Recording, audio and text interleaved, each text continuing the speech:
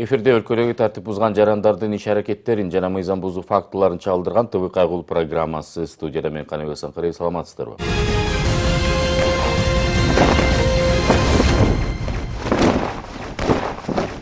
Милициянын патрулдук кызматы 21 жаштагы жигитти уурулукка шектүү катары колго түшүрдү. Окуя Таңгамал Борбордун чок ортосунда болгон. Анда кыз менен жигит укук коргоо кызматкерлери тарапка жүгүрүп келет. Башында бул көрүнүш тамаша иретинде байкалып, кийин эле жардамга деген үнү кулат.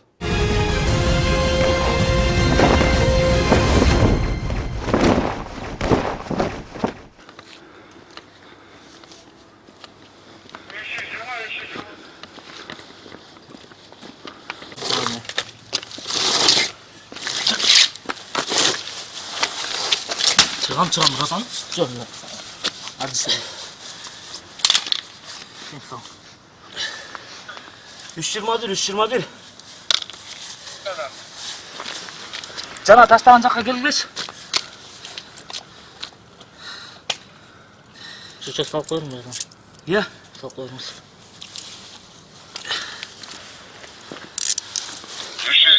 321 cana жерге келгилечи. Таңғы саат 4 чамасы. Бұл вакытта Бишкектин борборун көзөмөлгө алган кайгылуу кызматы кубалашып бараткан кыз жигитти көрүп калышат. Укук коргоо кызматкерлерин көрөр замат жигиттин артынан чуркап бараткан кыз жардам чакырат. Кызды мындай кыйкыргандан кийин андан качып келе жаткан жигит артты көздөй багытын өзгөртөт. Кыздын айтымында бейтаныш жигит анын капчыгын колунан жоло качкан экен. Жабырлануучунун капчыгында 50 миң сом болгон. Капчыкты алып качкан жигиттин артынан ошол эле замат милиция кызматкерлери куугунга алат. Бирок качкан жигит из жашырууга үлгүрөт.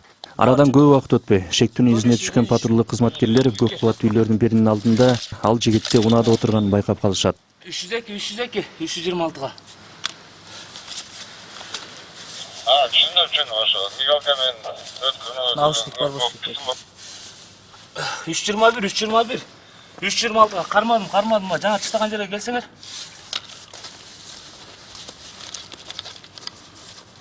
Наушник бар. Да, не var? Bu çantayı varız. Ne çok çantayı. Yak.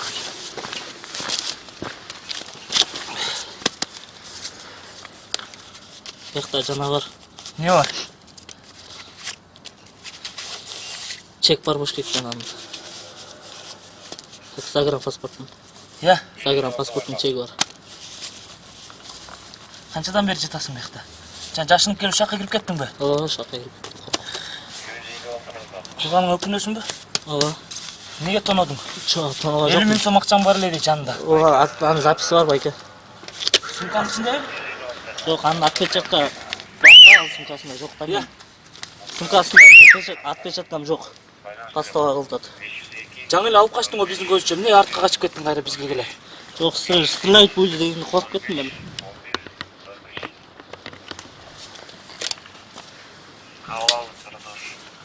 Кимди ойжат? Атың ким? Фамилия, имя, отчество? Год рождения, дата? 29.08.05.11. Каяктын эми жараныбыз?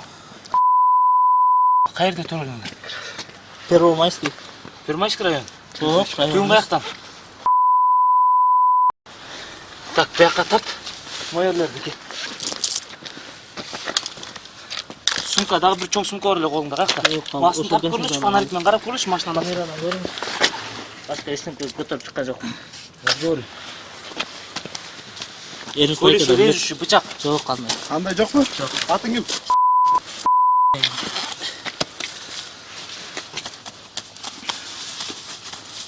Камера бар, братан. Эрисбайке билет го. Ким? Паникмен. Эрис ким? Но гайсинсан эси. Гайсинса? Ошо экөөңөр пландаштырып кылдыңар беле? Пландаштырбай эле. Кантип билдиңер? Сумканын ичинде эмне бар? Сумканын ичинде тетрад бар, элит кабысынын жанасы бар. Тетрад бар, сачник бар, Москвадан алган. Аны өзүмдө колдонуп көрөлүк эмне экен. Таап алган. Кыздын акчасы кана? Кыздын акчасы жок байке. Камера бар. Сумка бар эле, кана кайсы чоң сумка? Камера бар байке, ушул эле көтөрүп чыккан, мына ушул бүт камера иштейт деп Кыз артынан токтоо деп качканда. Жок, ал мен сен подстава кылдым атайын деди. Агач. Сизге запись барбы? Ооба, запись бар.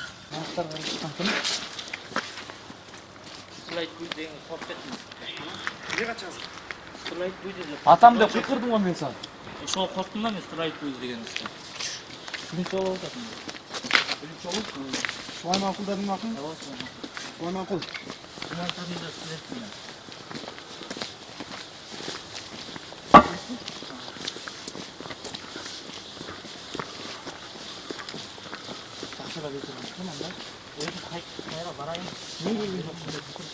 Ben makul izlep durganda onçukta jakkançasın da. Ya.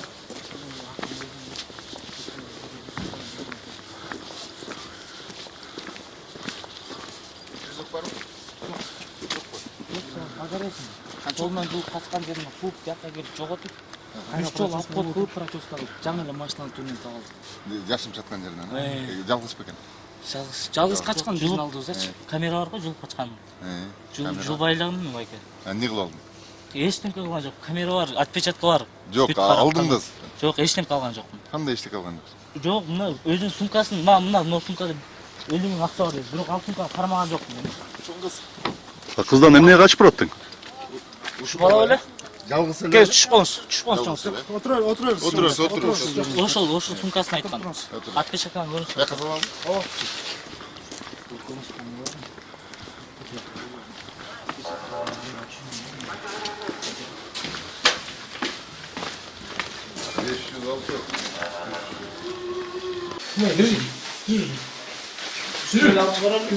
Adı gibi.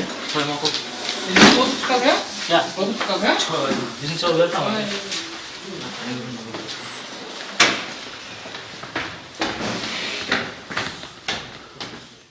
Колго түшүрүлгөн шектүү жигит күнөөсүн дароо моюнга алуудан баш тартып, артынан кууган кыз өзү жаңжал чыгарып, аны камчыгымды урдат деп милицияга арызданам деп коркуткандыгын айтат.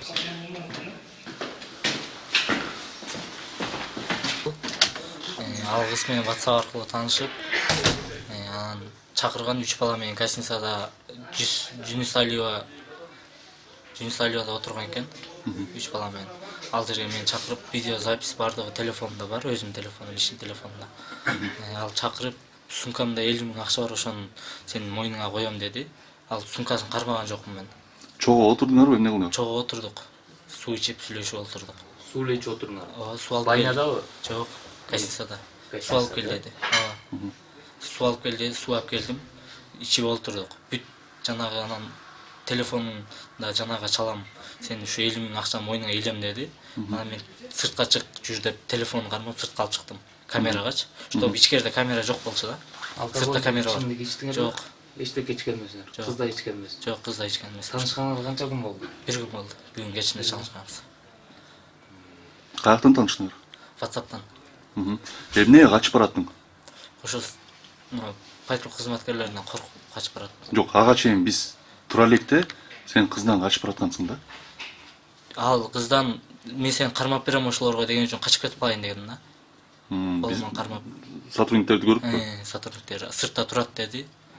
Мен сени ошолорго кармап берем деди. Шектүү жигиттин айтымында ал милиция кызматкерлерин көрүп коркконунан качкан. Ал эми жабырлануучу кыздын айтымында ал мончодон жаңы эле курбу кыздары менен эс алып чыгып такси чакырган. Келген такси унаасында айдоочудан тышкары дагы бир бейтааныш жигит болгон. Анан ал көчөдөн эле кызга тийишип, бир аздан соң кыздын оозун колу менен жабып, мейманкананын бир бөлмөсүнө күчкө салып алып кирип кетет. Жабырлануучунун айтуусу боюнча ал жактан бейтааныш жигит кызды зордуктоого аракет кылган экен. Подружка кыздар бар болчу мурунку тааныш. Анан алар болуп эмеге барганбыз, кафеге барып, анан ал жактан чыгып, отуруп эс алалы деп бир жерге эмеге барганбыз. Юнус Алиева, Скрябинова. Niye orakta? Баня, бассейн. Бассейн менен. Ошол жерде отурганбыз. Отуруп анан мен үйгө кетем деп ал жактан чыгып кетип бараткам. Анан бул таксиге отуруп калгам Яндекс. İçindeki işte. Жок. Soğuk. Жөн эле эме жедик, колбаса. Анын ушундай жеп отуруп. Яндекске отуруп калгам. Яндекстин ичинде эме бар экен. Шофёрдун жанында алдыда бул бала бар экен. Алдыда, машинанын алдында. Анан бул жака айдап келип ушул жерден эметип салды, түшүрүп салды. Диянын үстүнө. Кырпайкырып мен эме кылдым, эч ким чыкпай койду, эч ким укпай койду. Анан комнатасына киргизип эшикти жаап салды, култап салды. Култап салгандан кийин диванга түртүп эме кылды. Мен кирип сен кимсиң деп эме кылдым да буга. Каршылык көрсөтүп, кашты эшикти эмесем итерип эметип туруп алды. Ичиндегилердин баарын чаңытып эмесем бул жердин администратору менин эмем болот. Байкем болот. Билбейсиңби, азыр мен милицияга чалам анан деп мага кайра ушинтип баштады. Коркутуп. Анан чалсаң чала бер. Сен могу кылганың үчүн мен чалам деп телефонумду алып чалайын десем, телефонумду деп кайрып эметип салып, телефонун чөнтөгүнө салып бербей койду. Телефонумду бер десем келип туруп сумкамды ачып, антарп яктарын, анан акчамды таап калып, акчамды алып чөнтөгүнө салып бербей койду. Канча? 50 000 болчу бул А жагына. сиз 100 000 деп атпадыңызбы? Бул жагына 50 000, кошелегимде 50 000 бар. Азыр барбы акча? 50 000 бар азыр. Точно. Ооба.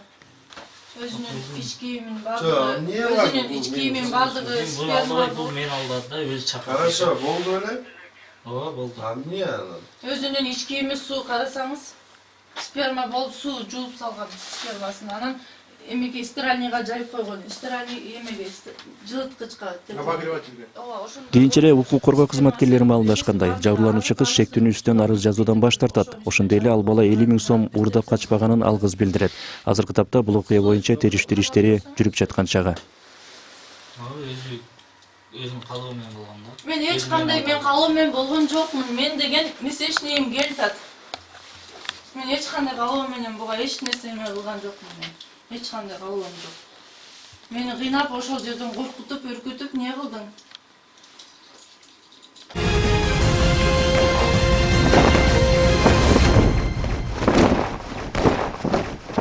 Борбор калаанын кафелердин биринде жаңжал чыккандыгы тууралуу тез кабар түшүп, ал жерге ыкчам тобу жана укук коргоо кызматкерлери жетип барышат. Окуя болгон жерде бир нече аял эркектин ортосунда пикир келишпестиктен улам араздашуу орун алган. Кийинчерээк жаңжалга тийиштиги бар тараптар райондук укук коргоо башкармалыгына жеткирилет. Ал жерден да аялдар ызы чуу салышат.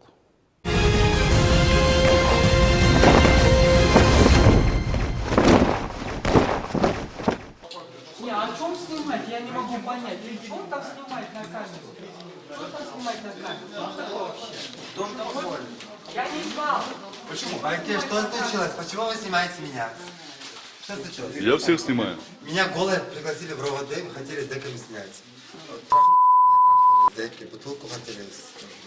Убери свои. 102 номуруна борбордогу кафелердин биринде жаңжал чыккандыгы тууралуу кабар келип түшөт. Окуя болгон жерге патрулдук кызматы ыкчам жетип барып, бир нече аял эркекти кармашат. Жаңжалга тийиштиги барларды укук коргоо мекемесине алып келгенде алар ал жерден да ызы чуу салышат. Кармалгандардын айрымдары трансгендер болуп чыгат. Алардын биринин айтымында бейтааныш эркектер кол салып зордуктоого аракет кылган экен. Дело произошло, вот курили вот эти, потом привезли ГБР. Я вас не провоцирую. Идите. Барменша хотела ударить мою подругу. Пускай вас снимает, как Я начал скандал. Позвали какого-то ГБР, потом два мужчины стоят. Я не понимаю, почему, потом не хотели. Ничего не хотели. А что снимать? Почему вы их снимаете? Они сами хотели. Это вообще кафе индусов. Мы свои деньги потратили туда, а там женщина. Я в мужском виде, меня голый привели вот эти, вот в таком виде. Привели меня туда. Что? Вы хотите сейчас что-то против? Нет? А какой по закону снимать? Я не могу понять. Все вопросы ему. А вы для чего здесь? В чем моя вина? Ни в чем. А почему вы меня снимаете? Я не знаю, я хотел у вас спросить. Вот именно. То, что издевается над трансженщинами, это везде. Хотя говорят мэр города, что у нас нет дискриминации по признаку и тому подобное. Да? Но это явно в лицо факта того органов медицины. Из-за жалости они нас что-то делают. Хотя бутылку. Пожалуйста, welcome. Делайте. Но вы не забывайте, что мы тоже люди. Мы тоже хотим жить, как и все. Мы боремся за права своих жизней. Есть какие-то претензии? Еще какие-то вопросы? Вы хотите стать что-то? Говорите, вот в чем моя вина? Вот сейчас Я не скажите, в чем знаю. моя вина? Я хочу спросить, из-за чего вас сюда привезли? За то, что меня хотели с дека пустить. НТС? Меня повели в первый гол на Туризбекова Чебекчула. Пустили с дека в наручниках. Они думали, что я испугались. Я сама разделась, я говорю, пускай меня изнасилуют. Меня в этом голом видео отвели в РОВД. Первомайскую. Вот моя вина. Я Пускай, приехал. тогда пускай МВС будет платить за это всего. Хорошо, что он снимает? Почему он должен? Он будет платить. За а за что? что не имеет права снимать что он другого должен человека? платить Да ладно, да, За по что он закону должен он не имеет права. Если бы Не вас имеет- он снимали- имеет право. Я еще раз говорю, он не имеет права, Не имеет по права. нашим законам он это снимать, это всего, понимаешь? А где написаны вот эти законы? Можете ответить? А у вас другой закон, что ли? Статья есть у нас в Кыргызской республике. Какая статья? Можете Какая? сказать? Есть. Ну, какая? Их много. Какая-то хоть тема. Ну, нормально ты звонишь. Да пошел на снимай. Не покажи себя, все. Все молчат. Вас из-за чего привезли? Байке, меня хотели засунуть в бутылку, понимаете? Меня голый. Вот меня в мужском виде привезли вот сюда в РОВД. Почему вы это не снимаете? Почему трансженщина издевается, и вы снимаете вот это? Кто позвал вас? Я только приехал, я Кто? сам на линии. Вы были уже давно. Нет. Вы меня не пустили. Я хотела показать место, где вон там, вон, Жень, пойдемте. Пойдемте. Вот они меня хотели еще, вот это.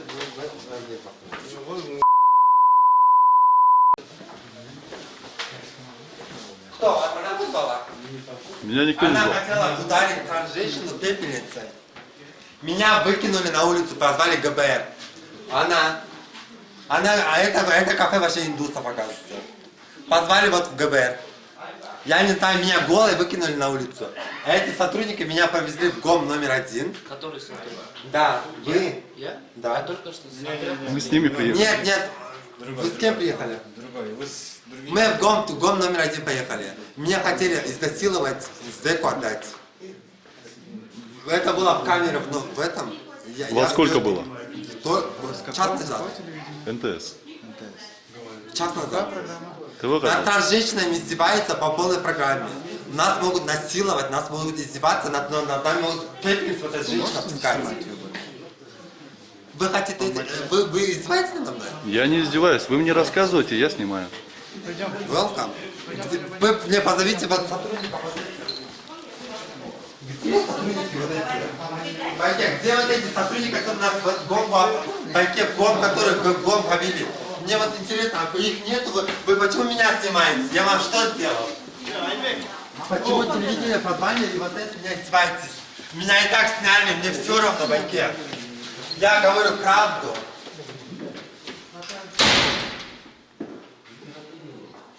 Получается, рядом с моим домом, получается, Джибекджул 491, находится рядом заведение, кафе. Конкретно к хозяину претензий нету, как бы он всегда соблюдал всякие там шумовые показатели, то есть как бы особо не напрягало соседей. Но сегодня был такой форс-мажор случился, то что было очень шумно. У меня ребенок, получается, мы немного так... Не очень хотелось бы говорить, как бы, семейные такие моменты, как бы, и вот. И было очень шумно, мне супруга позвонила, говорит, возле дома очень шумно, говорит, возле кафе. Я приехал, попытался узнать, что происходит, но меня начали обвинять то, что я якобы употреблял там с кем-то непонятно что, непонятно где. И обвинять непонятно в чем. Вот. И как бы я просто здесь нахожусь, потому что, У вас, получается, произошел конфликт с этими женщинами, да? у меня не было с ними конфликта. Они просто шумели, они нарушали общественный порядок. И я просто спустился на улицу, просто узнать, что происходит. Вы к ним обратились? Я к ним обратился узнать, что происходит, и в процессе чего меня обвинили, то, что я там тоже наркоман. Что вам ответили? Что они вам ответили? Ты кто? Ты наркоман? Иди отсюда, мы тебя знать не знаем вообще, что происходит. Все, давай, иди отсюда. Просто я здесь из принципа. Просто. Нет. Говори. Говорю. Говори, пожалуйста. Ыкчам тобунун кызматкерлери маалымдашканда кафенин администрациясы жаңжал тууралуу кабарлашкандай келишкен. Ал эми күбөлөрдүн айтымына караганда, окуя болгон жерде аялдар өздөрү жаңжал чыгарып, чечинишип, көчөдөгүлөргө ыңгайсыздык жаратышкан. Которая смотрит за моей машиной, где видно то, что вы шумите, нарушаете общественный порядок. Все это все есть. Ну и потом милицию кто вызвал? Как потом оказалось, то, что вызвали милицию они, якобы мы, как нам, ну, по словам потерпевшей стороны, так скажем, они инкрементируют нам то, что мы якобы ее раздели, там она находилась в голом состоянии на улице, хотя имеются записи с камер видеонаблюдения, то, что она сама это все сделала, она провоцировала это все делала, я не знаю, она или оно это.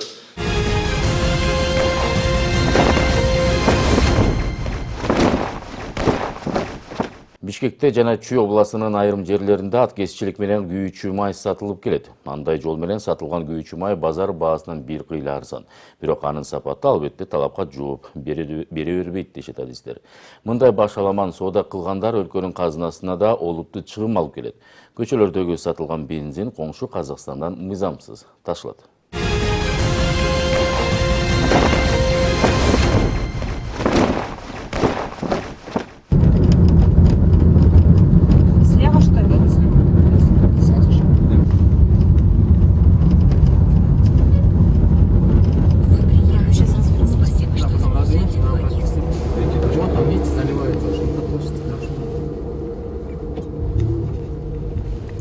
Это как стрим турган ба? Вот здесь справа, видите, у нас сидит. Сторона турган. На 13 мол. Вот эти два адреса, оказывается, только не те. Стационка идите? Акчасын берип атат. Каржы полициясынын шаардык башкармалыгы аткезчилик жол менен бензин саткандарды кармоо планын иштеп чыгат. Бул жаатынан мыйзам бузгандарды аныктоо, башаламан көчөлөрдөн саткандарды жеринен кармоо жол менен жүргүзүлөт. Аткезчилик жол менен бензин саткандар көбүн эсе Борбор калаанын сырт жагындагы конуштарда жана Чүй областынын айрым жерлеринде орун алган. Анда АИ 95 маркасында 1 литр бензиндин баасы 35 сомдон сатылат.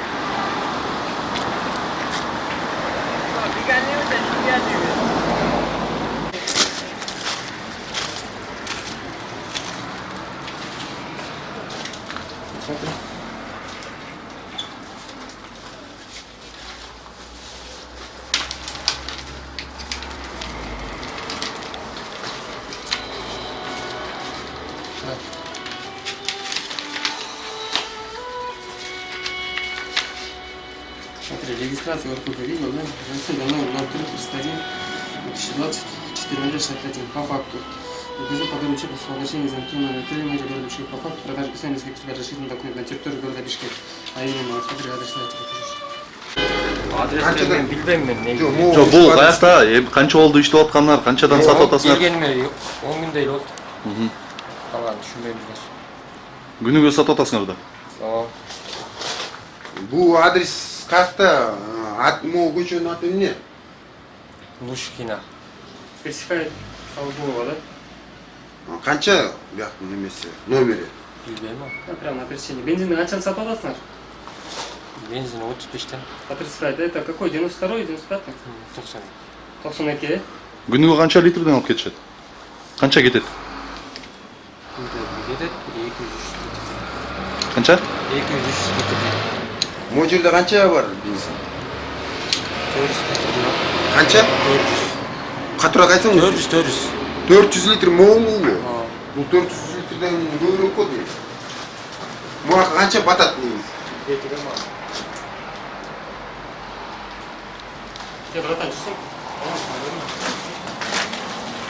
Каржы полициясынын кызматкерлери бул бензин саткан жердин ээсин телефон аркылуу чакыртышты. Ал ошол эле замат жетип келип, аткезчилик жол менен сатылып жаткан бензинди ага мыйзамсыз түрдө коңшу өлкөдөн адамдар алып келип бериштерин мойнуна алды. Анын айтымында ал бул жол менен үй бүлөсүн багып келет. Сатып жаткан бензиндин үстүндө бир аз эле акча кошот.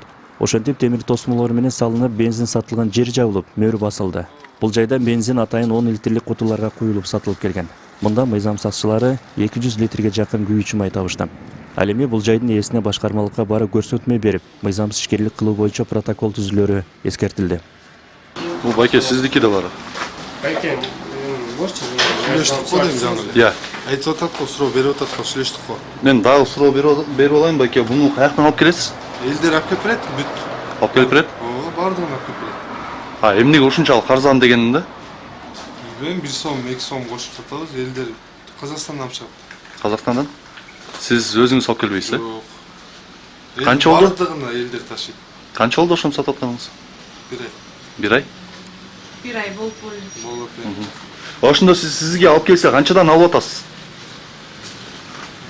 1 сомдон кошуп сатабыз, 1 сом кошуп. Күнүгө канчадан алып кете алышат? Сизден?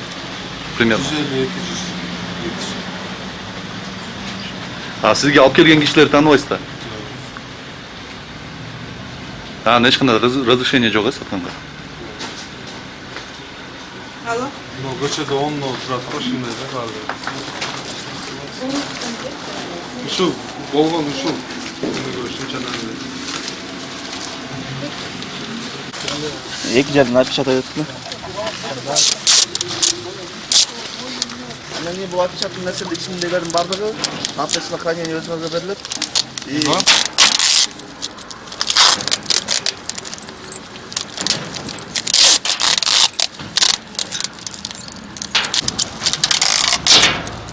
Каржы полициясынын кызматкерлери бул жайдын ишин териштиргиче ошонун эле жанындагы башка мыйзамсыз бензин саткандар соода жайларын жабып кете башташты. Каржы полициясынын кызматкерлеринин айтымында күтүүсүз текшерүү болуп жатканы тууралуу кабарды мыйзамсыз соода кылгандар бири-бирине телефон аркылуу билдирип коюшат.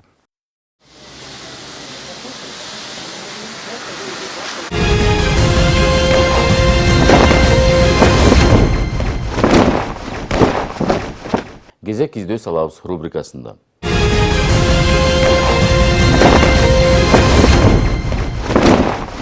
Борбор каланын 51 жаштагы тургуну Канат Асанов изделүүдө. Ал ушул жылдын 9 январында кечки саат 6 чамасында ынтымак жан конушундагы үйүнөн чыгып кеткен боюнча кайтып келген эмес.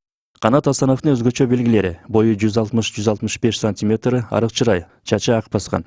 Көз айнек тагынат, үстүнө көк түстөгү капюшону бар куртка, кара шым жана кара бут кийимчен. Канат Асанов тууралуу маалымат билгендер болсо 0501 12 42 19 0551 12 42 19 0777 74 06 99 номерларына чалып койсоңуздар болот. 1983 жылы туулган Елена Кудзенко издөөгө алынат. Жалбат областынын тургуну акыркы убактарда Чүйдүн Карабалта шаарында жашап келген. Ал акыркы жолу өткөн жылдын 12 сентябрында туугандарына байланышка чыккан. Андан бери Елена дайынсыз болуп келет. Бою 150 см, арык чырай, ак саргыл чачтуу. Елена Кудзенкону көргөндөр болсо 0755 07 47 20 0553 35 20 07 номерларына билдирип коюңуздарды өтүнөбүз.